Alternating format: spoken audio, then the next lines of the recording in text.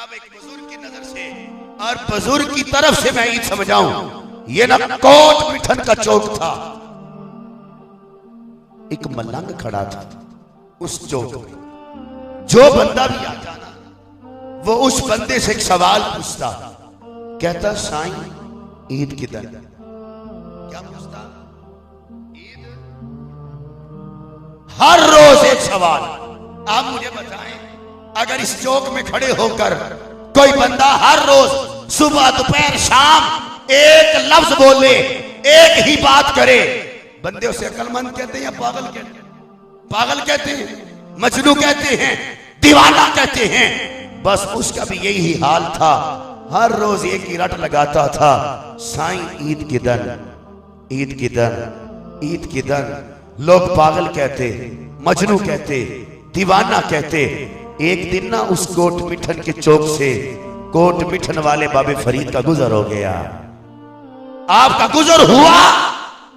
अब इस मलंग ने ना आपसे भी पूछा, साईं ईद किधर, ईद किधर? आपने जब देखा ना, देखकर समझ गए जो जाहिर में नजर आ रहा है अंदर में कुछ और है, इसकी अंदर से लगी हुई है। अब उसने पूछा, साईं ईद किधर? आपने फरमाया, यार मिले जिधर, यार मिले जिधर। अब ना उसने फिर बात बढ़ाई, उसने कहा, साईं यार मिले किधर, यार मिले किधर? फरमाया, मैं मरे जिधर। आज हम महफिलों में बैठकर घरों में बहुत बड़ा हम लिखवा देते हैं। सुना है आप हर आशिक के घर तशरीफ लाते हैं, हमारे घर में भी हो जाए चरागा या रसूल अल्लाह। ओए साहिबो, यार का गुजर ऐसे नहीं होता। कोट मिठन वाले सरकार ने समझाया, फरमाया पहले मैं मर जाए। क्या मरे? नहीं नहीं, मैं आपको बात समझाऊं, अल्लाह करे हुजूर के मिलाद के सदके में आपको बात समझ आ जाए। आज हमें अगर 5 नमाजें 5 दिन पढ़ने के लिए तौफीक हो जाए ना, हम समझते हैं मोहल्ले में मुझसे बड़ा बंदा ही कोई नहीं है। और अगर किसी को हज की तौफीक हो जाए और वहां से हज करके आ जाए, समझता है खानदान में मुझसे ऐसा बंदा ही कोई नहीं है। याद रखना, यार का गुजर तब होता है जब मैं मर जाती है। मैं इसको बड़ा आसान समझा रहा हूं। जमाने का बहुत बड़ा मुहद्दिस है हजरत अब्दुल्ला इब्ने मुबारक रहमहुल्लाह। इमाम बुखारी से भी बड़ा मर्तबा है हदीस के अंदर, और बहुत बड़े मुहद्दिस हैं। आपने ना 14 साल लगाकर हज के लिए पैसे कितने? 14 साल लगाकर हज के लिए पैसे इकट्ठे किए। सुबह आपने हज पे जाना था, शाम का वक्त है। आपकी बीवी ने कहा, अब्दुल्ला इब्ने मुबारक, आज ना घर में सब्जी पकी है, आपकी बेटी को सब्जी का सालन आज पसंद नहीं। हमसाओं के घर से गोश्त के पकने की खुशबू आ रही है, अपनी बेटी के लिए मांग के ले आओ ना। तो साहिबो, ये बेटियों वाला समझता है, जब बेटी बाप से मांगे तो बाप चाहता है कि सारी दुनिया बेटी के कदमों में ना रख दो लाके। अब हजरत अब्दुल्ला इब्ने मुबारक ने जब देखा मेरी बेटी को घर का सालन पसंद नहीं है, साथ के हमसाए के घर गए, दरवाजे पे दस्तक दी ना, बीबी बाहर आई। आपने कहा, बीबी तेरे घर में सालन गोश्त का पक रहा है, मेरी बेटी को घर की पकी सब्जी पसंद नहीं है, तो मेरी बेटी के लिए थोड़ा सा सालन दे दो। उस औरत की आंखों में आंसू आ गए। अब बात ना फेंकना, बात तवज्जो से सुनना। आंखों में आंसू आ गए, रो के कहती है, अब्दुल्ला इब्ने मुबारक, तू जमाने का आलिम भी है, तू जमाने का मुहद्दिस भी है, तो मेरा हमसाया भी है। आज मेरी गुर्बत का मजाक उड़ाने आया है, आज मेरी गुर्बत का मजाक उड़ाने आया है। तुझे नहीं पता कि मेरे सर का ताज, मेरा खामद फौत हो चुका है, मेरा बेटा, मेरा सहारा कोई नहीं है।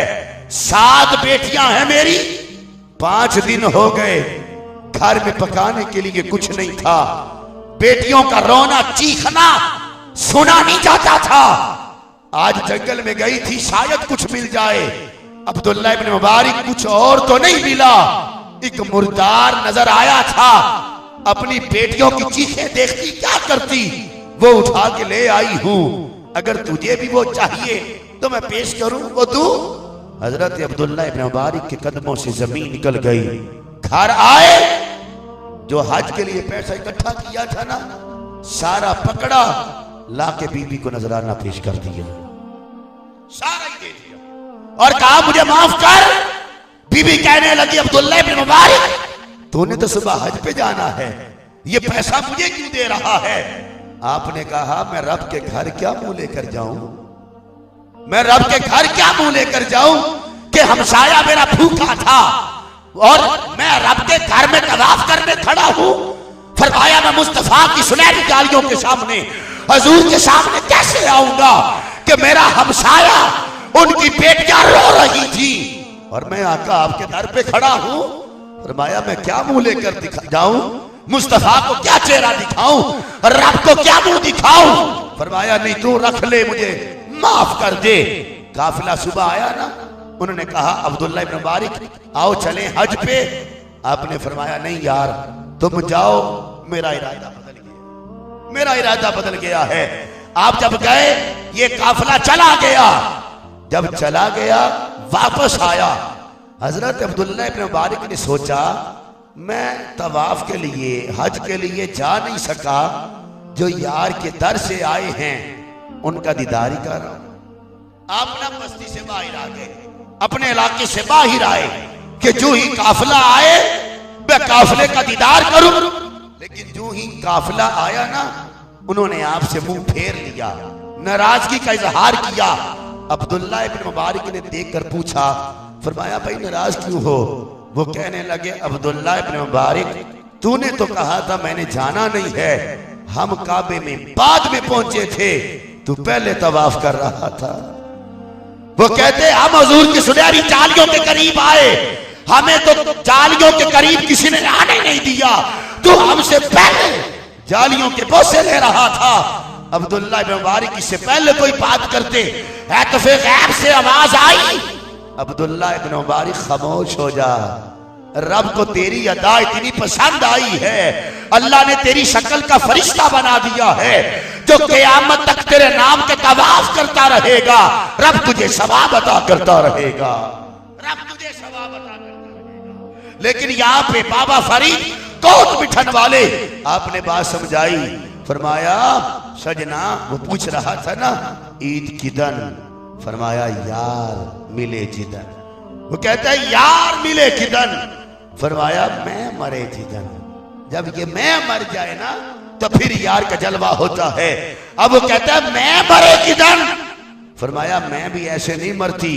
वो कहता है मैं मरे किदन, फरमाया मुर्शद दी निगाह पवे जिदन। मैंने मेरी आखिरी बात जो मैं कर रहा हूं, अल्लाह ने मुस्तफा को भेजा। मुस्तफा ये शैतान है, इनका दुश्मन है, तू बचा ले जा। बचाने आए हैं ना, एक मिसाल मैं रख रहा हूं, फैसला जवाब आप दें, मैं बात समझाऊं और बात मुकम्मल कर दूं। अगर आप यहां से कोई बंदा जाए, उसे रास्ते में कोई डाकू चोर पकड़ ले, तो उनको छुड़ाने के लिए कौन जाएगा? जो चोर से ताकतवर है या कमजोर है? बोलो, ताकतवर को भेजोगे कि भाई फलां बंदा पकड़ा गया, चोरों ने डकैतियों ने पकड़ लिया है। अब बंदा वो जाए जो उस डाकू से ताकतवर हो। रब ने कहा इन्नहु लकुम अदुव्वुम मुबीन, ये तो तुम्हारा दुश्मन है शैतान। अल्लाह ने इसके मुकाबले में मुस्तफा को भेजा है। अल्लाह ने इसके मुकाबले में कहा मेरा महबूब ये शैतान गुमराह करेगा, मुस्तफा बचाने आए हैं। अब ये आप बताएं, शैतान है दुश्मन, शैतान है दुश्मन, मुस्तफा बचाने आए हैं। जो बचाने आता है वो ताकतवर होता है, वो ताकतवर होता है। ऐसे ही है तो फिर रब का कुरान कहता है इन्नहु यराकुम हैसु तराहुम, फरमाया शैतान तुम्हें वहां से देखता है जहां से तुम नहीं देखते। यानी शैतान समुंदर के अंदर बैठकर सारी कायनात को देखता है। मैंने कहा अगर शैतान समुंदर में बैठकर सारी कायनात को देखे, तुझे शिरक नजर नहीं आता। मोहम्मद मदीने में बैठ के गुलामों को देखे तो कौन सा है?